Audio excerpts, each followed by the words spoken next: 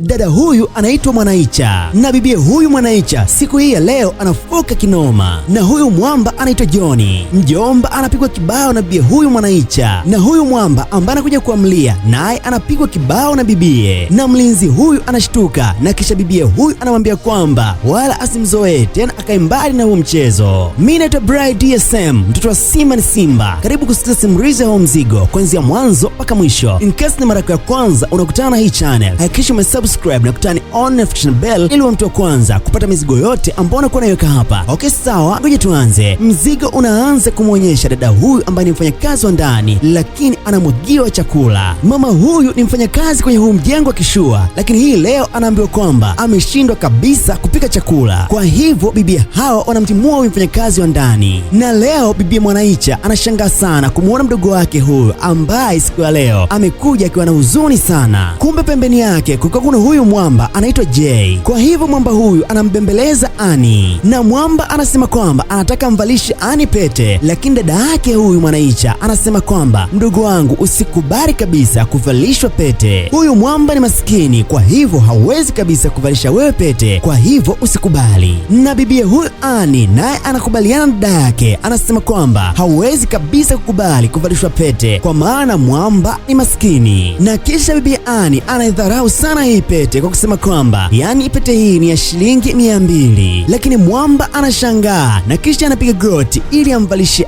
Ani pete, lakini bibie wala hakubali na anamwambia mjomba aondoke hapa kwa maana atamuitia polisi. Kwa hivyo mjomba akafungua mlango na kisha akaondoka na akasema kwamba atarudi kwa wakati mwingine. Ani na dada yake, watoto hawa ni wakishua sana, kwa hivyo wanazalau sana. Na hii leo bibi Mwanaicha anashangaa sana kumuona baba yake amekuja hapa, na baba huyu anaitwa Chief Emeka, na bibi huyu anasema kwamba shikamoo baba, na mzee baba anauliza mfanyakazi wa ndani uko wapi, na bibi huyu akamwandalia baba yake chakula, na mzee baba baada ya kula tonge moja tu hapa hakuelewa kabisa na kusema kwamba chakula ni kibaya mno, hivyo akanawa na kisha akaendelea kuuliza mfanyakazi ameenda wapi, na kumbe Ani na bibi huyu wamemfukuza mfanyakazi wa ndani, na bibi huyu anamuuliza baba yake kama hajaridhika na chakula, na baba huyu mzee Chief Emeka anasema kwamba ndiyo hajaridhika kabisa na chakula hiki. Bibi Ani akanawa mikono kutaka kula chakula ambacho amekiandaa dada yake, kwa hivyo kadhani kwamba labda huenda mzee ana stress tu na ndio maana ameshindwa kula chakula, lakini bibi Ani baada ya kula tonge moja tu naye hakuridhishwa kabisa na chakula hiki ambacho amepika dada yake, na bibi huyu akasema kwamba chakula kina chumvi nyingi mno na tena ni kibaya. Kwa hivyo akacheka na akasema kwamba hapa tumwagizie baba chakula kutoka sehemu nyingine. Hivyo wawili hawa wakakubaliana kama watamwagizia baba yao chakula kutoka hotelini. Kweli bwana, baada ya muda kidogo kupita, Ani anamletea chakula baba yake huku chumbani, na mzee baba akauliza chakula hiki sio kile ambacho amepika dada yako? Bibi Ani akasema kwamba hapana, hiki tumekiagiza kutoka hotelini. Kwa hivyo mzee baba akaanza kula chakula hiki ambacho kimeagizwa kutoka hotelini. Na hii leo inapofika tunamwona huyu mwamba anaitwa Dubem, na huyu mjomba amekuja hapa kuomba kazi, na aliambiwa kwamba atakuja kufanya kazi hapa moja kwa moja, na mlinzi huyu anaitwa Uncle Johnny, na mlinzi huyu akaanza kumzingua huyu mzee baba, na mwamba anasema kwamba yani wewe umependeza kiasi hiki halafu unakuja kufanya kazi za ndani. Kwa hivyo mwamba akakaribishwa mpaka ndani, na mlinzi huyu akamtishia mzee baba kwa kumwambia kwamba utakachokutana nacho huko ndani utakoma. Kweli bwana, mwamba baada ya kuingia hapa ndani anamkuta bibie Mwanaicha yuko na mpenzi wake, na bibie huyu anamtukana sana mpenzi wake kwa kumwambia kwamba eti hana thamani ya kuzungumza na yeye, na bibie huyu akamwambia mpenzi wake atumie akili kwa maana hata waendani, na kisha bibie huyu baada ya kumtusi sana mpenzi wake akaondoka zake. Kwa hivyo huyu mwamba mgeni akawa anashangaa tu kuona mwanaume mwenzake anavyotukanwa hapa na mtoto wa kike, na mlinzi huyu mjomba John akaanza kumwambia mzee baba kama avumilie tu atakachokutana nacho humu ndani, na mwamba akasema kwamba waende jikoni akamuonyeshe, na akasema kwamba ukifika jikoni utakumpikia chakula na ukichelewesha tukumpikia chakula hivyo utakoma. Hivyo mwamba anaenda kubadilisha nguo na kisha anakuja jikoni kuanza kupika. Yani mwamba baada ya kufika huko jikoni akakuta kweupe kabisa, hata kitunguu kipo. Kwa maana hiyo humu ndani huaga wapiki kabisa. Mwamba anafunga friji na kisha anakuta hakuna kinywaji hata kimoja. Kwa hivyo mwamba akabaga na shangaa tu hapa. Na upande wa pili bibi Anne naye anawasiliana anawasiliana kwenye simu na mpenzi wake, na kisha bibi huyu anamwambia mpenzi wake eti asimzoee. Na Mwamba baada ya kufika akamuuliza bibi Anne amletee nini, na bibi huyu akamwambia kwamba wewe ni mpumbavu, nimekuomba uniletee chochote mimi. Na bibi huyu wakati anataka kukaa hivyo akadondosha kiti. Mwamba akataka kumsaidia bibi huyu kunyanyua kikiti, na bibi akasema kwamba toka hapa, sitaki kukuona. Kwa hivyo Mwamba akaondoka akamfuata bibi Mwanaicha kumwambia kwamba chakula tayari, lakini bibi Mwanaicha naye anampokea, na bibi anamuuliza eti kama wewe una akili ni nani ambaye amekuruhusu kuingia humu ndani, na akasema kwamba hebu toka na sitaki kabisa kukuona. Na hii leo mlinzi huyu anakuja kuzungumza na huyu Mwamba ambaye ni mpishi kwenye mjengo wa kishua, na Mwamba anamuuliza mlinzi ni nini ambacho kinaendelea kwenye mjengo, na mjomba huyu mlinzi anasema kwamba hata yeye haelewi kabisa ni nini ambacho kinaendelea kwenye mjengo wa kishua, mjengo wa chifu, na kusema kwamba watoto wake wana kiburi mno. Na Mwamba anasema kwamba eti alimwambia toka mwanzo kama hataweza kabisa kuendana nao kwa maana ni wakorofi mno, na mlinzi huyu akamshauri sana mjomba kama kazi ya upishi kwenye hii nyumba aachane nayo. Na hii leo Mwamba amekuja tena kwa bibi Mwanaicha,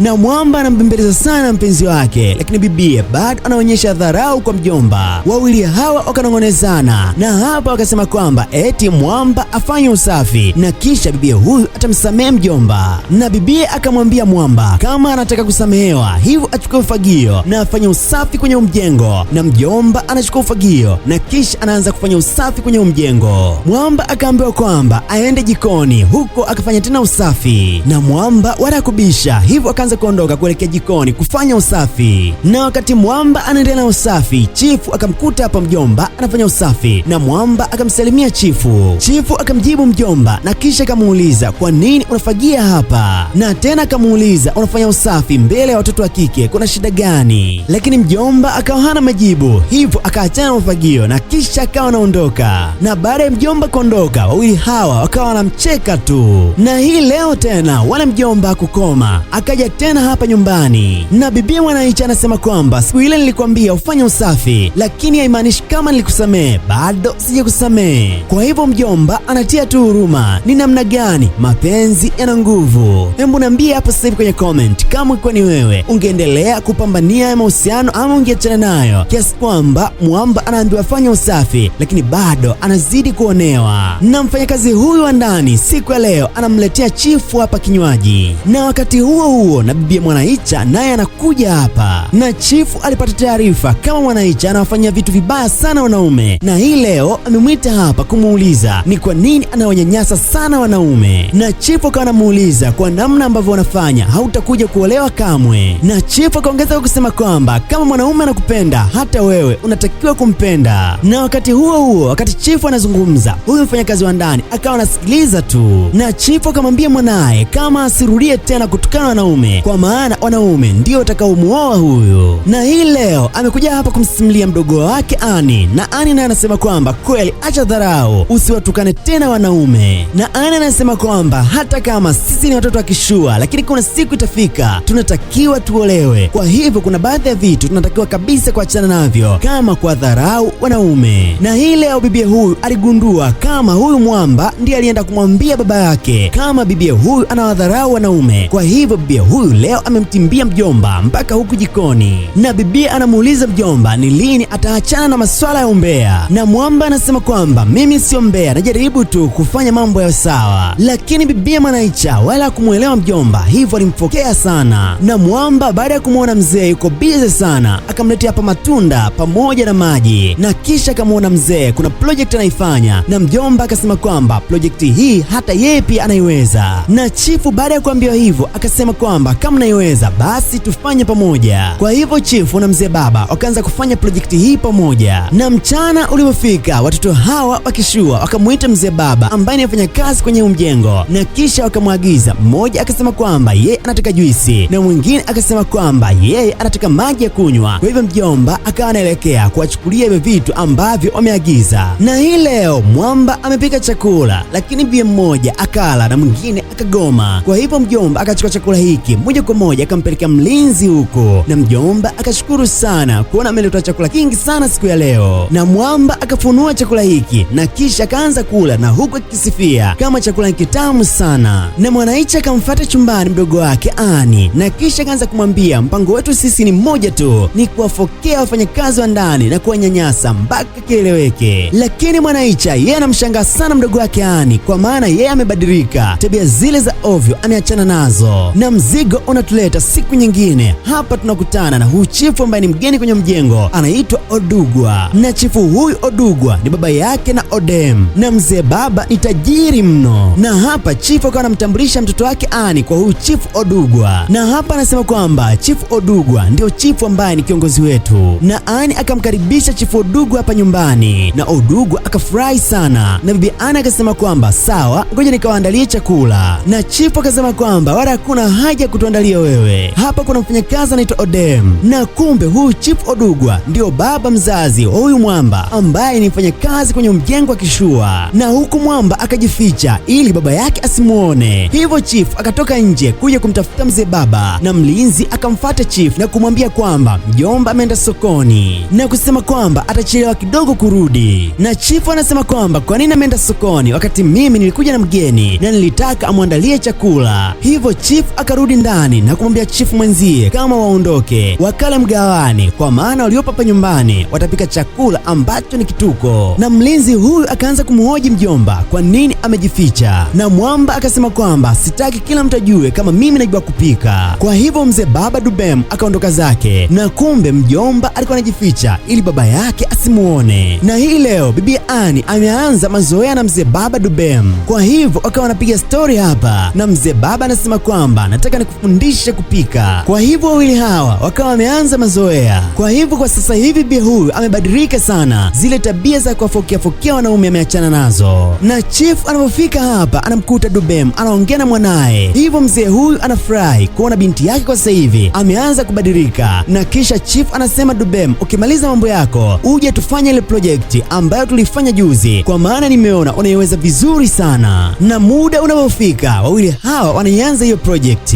Mzee baba anajihusisha na masuala ya ujenzi, yani kuchora ramani za nyumba, na mzee huyu ambaye ni chifu yeye ni injinia wa majengo. Kwa hivyo bibi Ani anawaletea juisi huku chumbani. Baada ya hapo bibi Ani anakuja kugundua kama mzee baba huyu ni msomi mzuri tu. Sasa bibi akaanza kujiuliza inakuwaje anafanya kazi za ndani. Hivyo bibi anakosa majibu, na kisha anamfuata dada yake na kumwelekeza jambo hili ambalo amekutana nalo, lakini bibi Mwanaicha anacheka tu na tena anabisha kabisa kwa kusema kwamba haiwezekani. Na upande wa pili project imeisha, na mzee huyu chifu anamshukuru sana bwana mdogo, na chifu anasema kwamba Mungu akubariki, kwa maana mimi sikujua kabisa kama umesomea masuala haya. Na mwamba anasema kwamba yeye amesomea na tena yuko vizuri sana, na chifu akamwambia bwana mdogo kama wiki hii atamuongezea mshahara. Na leo tena mjomba ametimba kwa mpenzi wake, lakini bado bibi huyu anaonekana ni wa moto, na tena bibi huyu anamuita mwamba eti yeye ni simbilisi, na tena anasema kwamba mimi sikupendi na wala hauchoki, kila siku na kutukana. Hivyo mjomba akataka kumgusa bibia, akazabwa kibao. Dubem naye aliposogea tu naye akachapwa kibao, na mlinzi aliposhtuka akaambiwa kwamba aache mazoea. Kwa hivyo wazee baba wote wawili wakachimba mkwala na bibia huyu mmoja. Na leo mlinzi huyu anampa taarifa chifu kwa kumwambia kwamba mtoto wako wala hana adabu wala heshima, kwa maana anapiga wanaume. Na mlinzi huyu anasema kwamba amempiga Dubem eti kwa sababu ya mwanaume wake, na chifu akashtuka akasema kwamba amempiga Dubem, na mlinzi akaongeza kwa kusema kwamba ndiyo amempiga Dubem makofi. Hivyo chifu akamwita binti yake na kisha akamuuliza kwa nini unapiga wanaume na tena umempiga Dubem, na bibi huyo akasema kwamba ndiyo nimempiga, amenikosea. Hivyo chifu akampiga kibao binti yake, na chifu anasema kwamba nisikilize vizuri, umekosa nidhamu. Na mzee akasema kwamba ngoja nimuite. Hivyo akaanza kumuita Dubem. Hivyo Dubem baada ya kusikia chifu anamuita akaanza kuja hapa sebleni,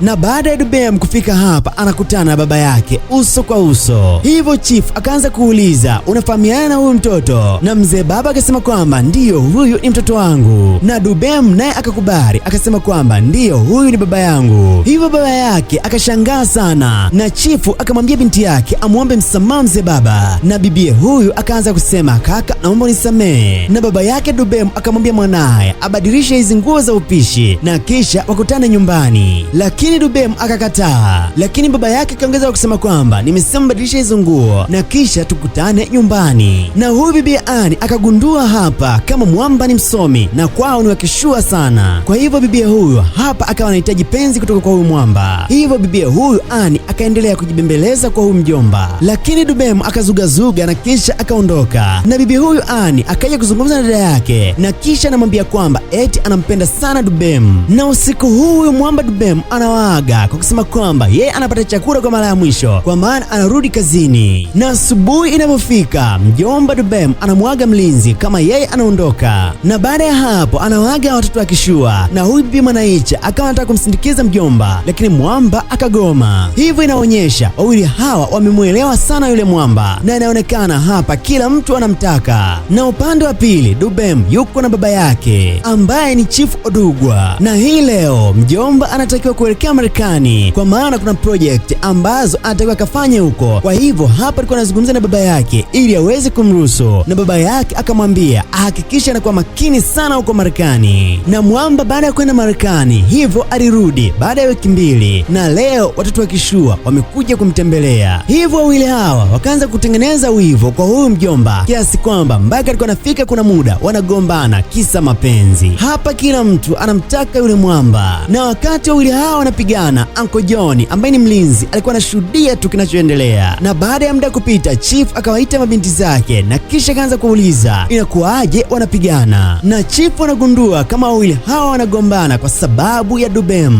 Na upande wa pili mzee anamuuliza bwana mdogo vipi kuhusu mpango wake wa kuoa, kwa maana muda unazidi kwenda na hajawahi hata kumtambulisha mwanamke yoyote yule hapa nyumbani. Na mwamba akasema kwamba mzee awe na uvumilivu, siku sio nyingi atamtambulisha tu. Na hii leo Mwanaicha anakuja kumwomba msamaha mwamba, na Mwanaicha anagundua kama mzee baba anampenda sana mdogo wake, hivyo wanaongozana mpaka nyumbani kwa kina Mwanaicha. Hivyo Ani alivyoona tu mwamba anaingia akawa anataka kuondoka, hivyo Mwanaicha akamwita mdogo wake Ani kama asiondoke. Hivyo Mwanaicha akaanza kumwambia mdogo wake Ani kama mjomba anampenda sana, na Mwanaicha akamwomba sana msamaha mdogo wake, na mwamba akasema kwamba Ani nakupenda sana. Na mwamba anasema kwamba Ani, wewe ndiye uliyenipokea kipindi hujajua kabisa kama mimi ni tajiri. Kwa hivyo wawili hawa wanakumbatiana, na wakati wanaendelea kukumbatiana, Chifu ambaye ni baba yao akawa anawaona tu, na kisha mzee baba akafurahi sana kuona watoto wake kwa sasa wako vizuri. Kwa hivyo hapa ni mipango tu ya harusi ambayo itaanza kupangwa, na usichokijua Odem hata mimi pia kaniarika kwa maana amenitumia barua ya mwaliko wa harusi yao. Kwa hivyo nitakuwepo. Mwamba nimealikwa pale Lagos, Nigeria. Kwa hivyo hapa wajomba nimeanza kutafuta nauli ya kuelekea Lagos, Nigeria kwenye harusi ya huyu mwamba, na hapa imebakia kiasi kidogo tu kama cha 30 wamba. Hivyo mkinichangia itakuwa poa kinoma noma. Kwa hivyo kama unataka kunichangia, make sure unanitumia kwenye namba yangu na jina litakuja hilo hilo la kwangu, au nicheki WhatsApp, na baada ya kunitumia mpunga basi utanitumia screenshot yako ya imethibitishwa pale kwenye namba yangu ya WhatsApp. Au wazee baba mnasemaje? Kwa namba hii hapa 0763221858. Kwa hivyo mchango wenu mkiniwekea hapo itakuwa poa kinoma noma mimi kuelekea Lagos, Nigeria kwenye harusi ya huyu mwamba. Oya, asante sana kwa wote ambao mtafanikisha swala hili, na mzigo unaishia hapa. Asante sana kwa kunisikiliza kuanzia mwanzo mpaka mwisho. Mimi naitwa Bright DSM, mtoto wa Simba ni Simba. In case ni mara yako ya kwanza unakutana na hii channel, make sure umesubscribe na kutani on notification bell ili mtu kwanza kupata mizigo yote ambayo nakuwa naiweka hapa.